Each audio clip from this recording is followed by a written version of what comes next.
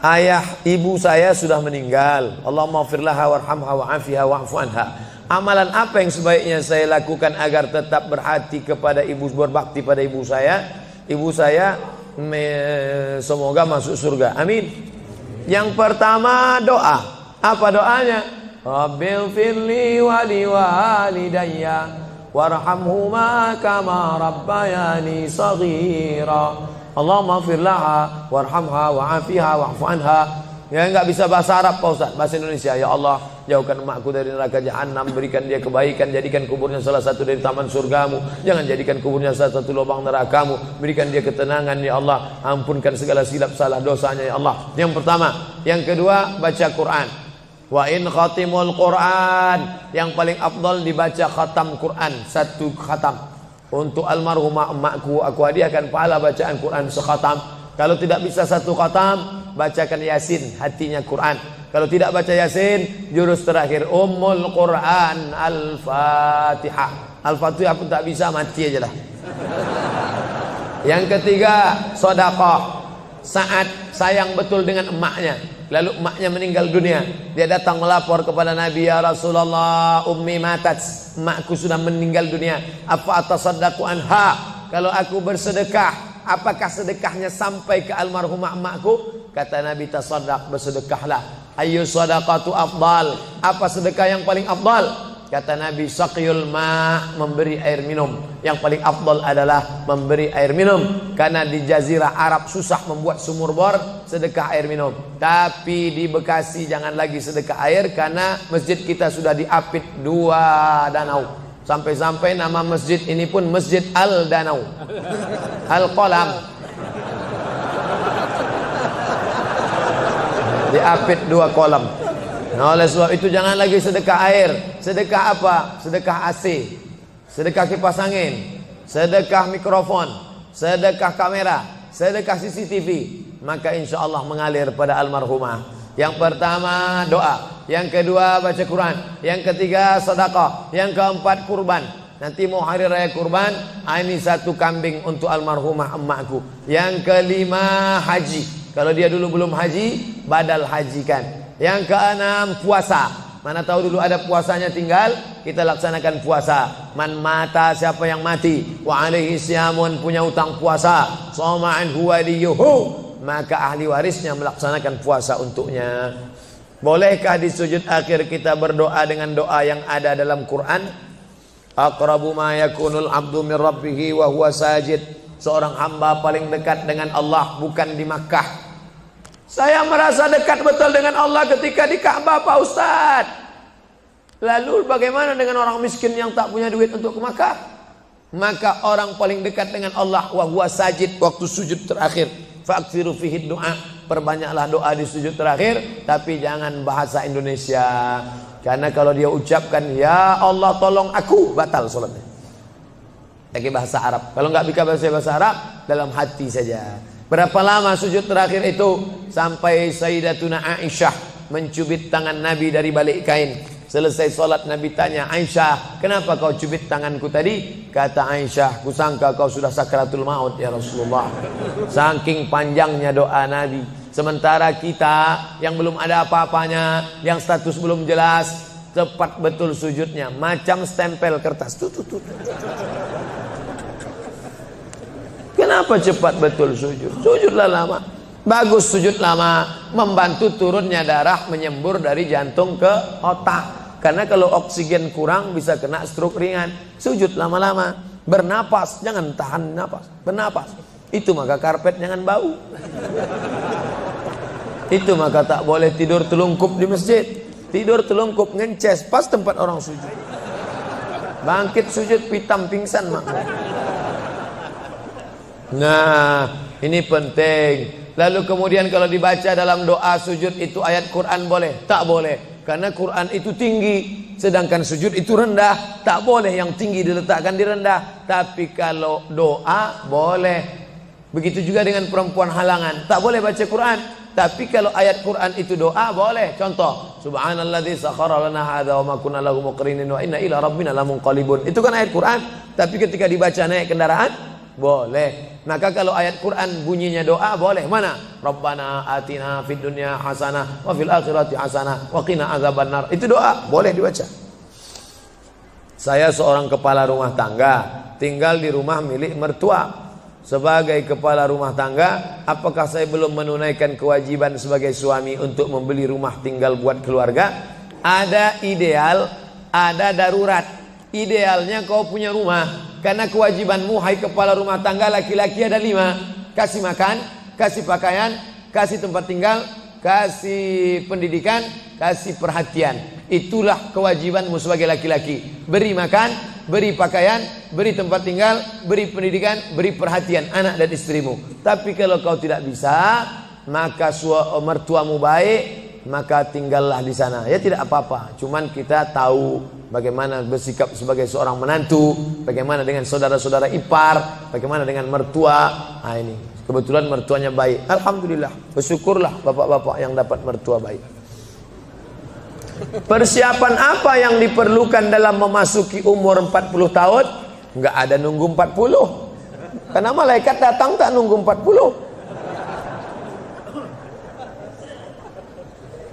Anak muda hafal 29 juz, tinggal 1 juz lagi. Mandi di sungai, terpeleset batu, mati. Anak muda. Orang tua sudah 70 tahun diponis dokter mati. Saya sudah diponis dokter katanya 3 bulan Pak Ustaz. Sudah berapa bulan Pak? Udah tahun setengah, enggak mati-mati.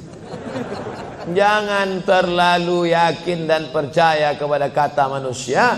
Tapi saya tetap berobat ke dokter, saya tetap berobat ke rumah sakit. Tapi masalah keimanan, maka itu yang di atas. Innama amruhu idza arada syai'an ayakula lahu kun. Kalau sudah berumur 40, hati tak juga terbuka, tak juga tobat, tak juga insaf, na'udzubillah, dikhawatirkan tertutup pintu hati. Musibah bukan sakit, musibah bukan miskin, musibah tertutup pintu hati. Khatamallahu ala qulubihim wa ala sam'ihim wa ala absarihim. Makin tua makin menjadi-jadi, tak salat, tak puasa, tak berzakat, akhirnya mati dalam keadaan sakau, mati dalam keadaan dilokalisasi. Sudah jelas umur 70 tahun tetap juga mau berzina, nafsu ada, tenaga tak ada, dimakan Viagra 1 botol. Sama macam kap 70 diisi minyak pesawat, meletup, bam, mati. Bagaimana hukumnya kalau sedang sa'i baca Mars, Banser dan membacakan teks Pancasila yang videonya sekarang sedang viral? Ini memancing saya supaya orang bully saya aja. Saya dibully orang itu biasa, tak masalah. Sebenarnya saya kasihan jamaah. Tolonglah Ustaz, jangan kontroversial lagi, capek kami dibully ini. Nah, jamaah ini tak tahan, kasihan saya dengan jamaah. Jadi dalam masalah ini saya mengutip jawaban dari Kiai Nahdlatul Ulama yang sudah share membuat tulisan tentang beberapa terkait masalah membaca. Balik sajalah kepada zikir yang maksur yang diajarkan Nabi Muhammad sallallahu alaihi wasallam. Mau nanya Pak Ustaz, kita hidup untuk apa dan mati untuk siapa? Itulah yang sudah dibahas tadi.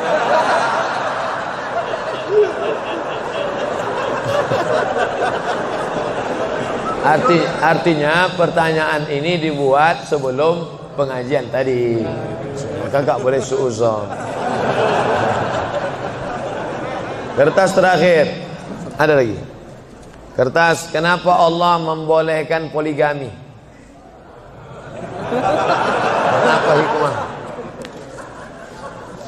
Fankihu ma tabalakum minan nisa. Nikahilah nisa.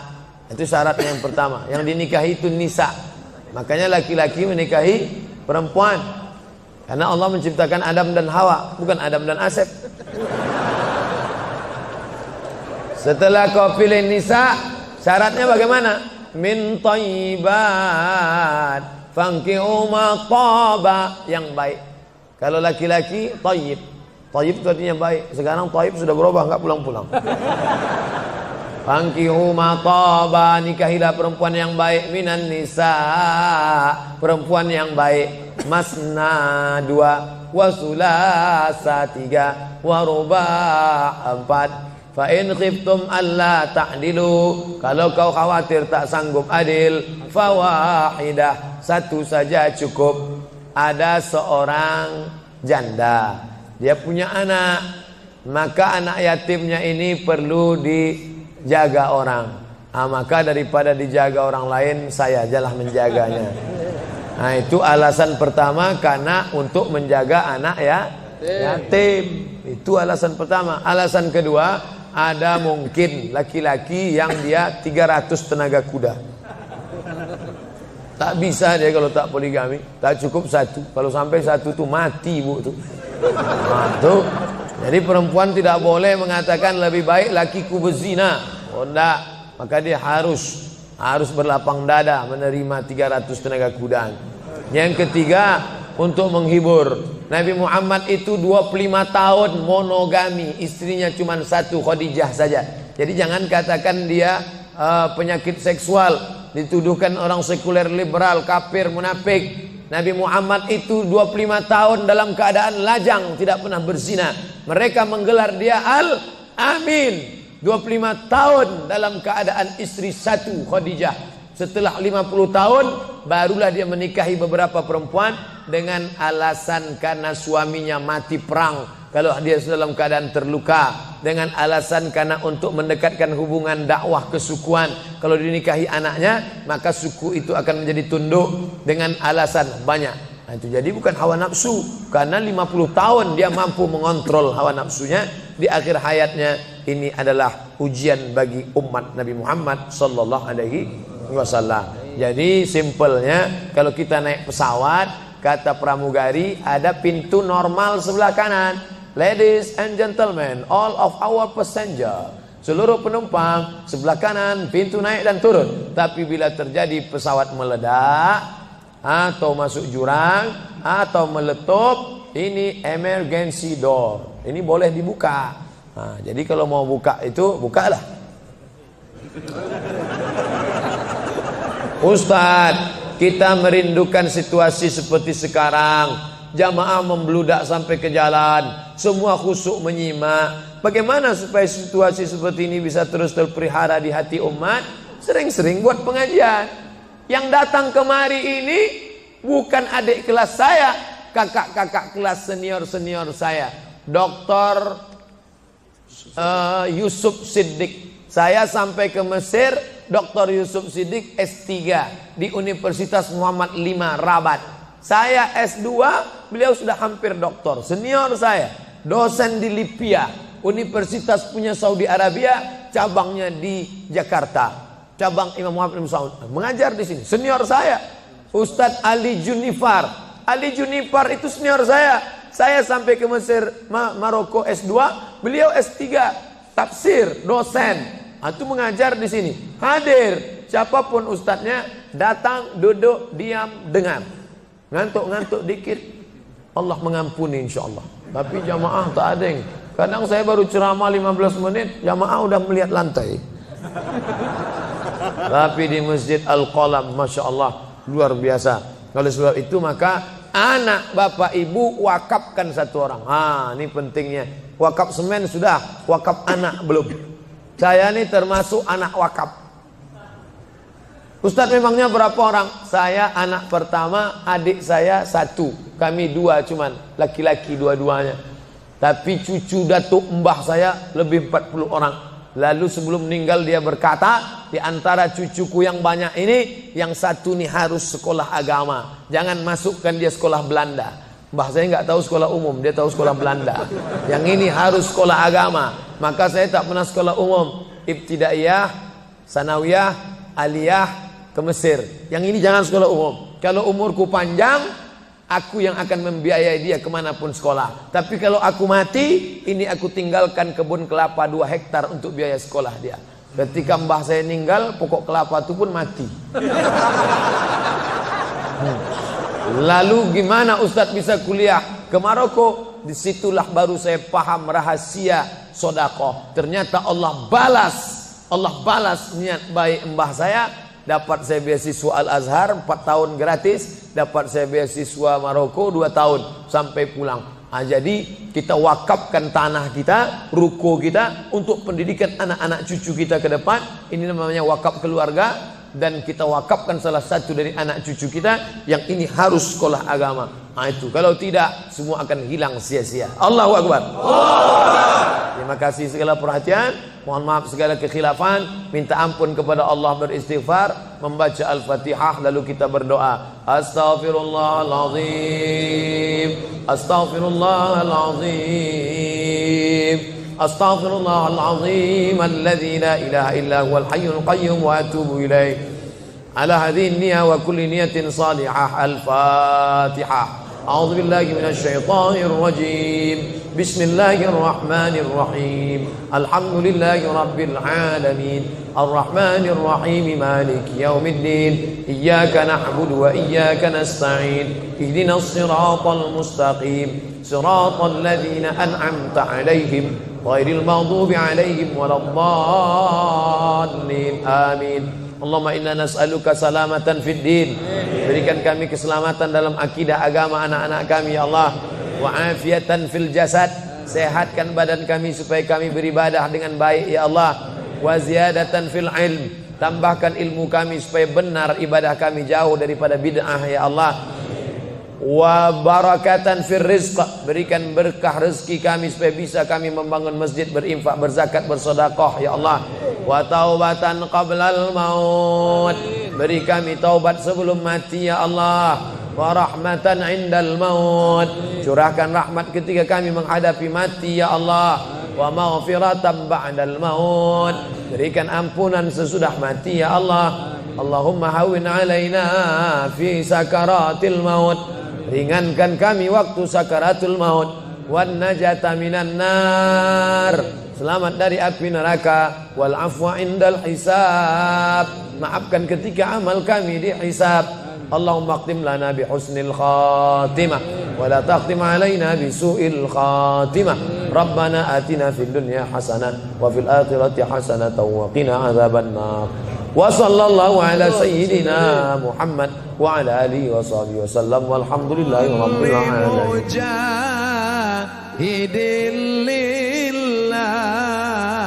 Bi ahlil badri ya Allah.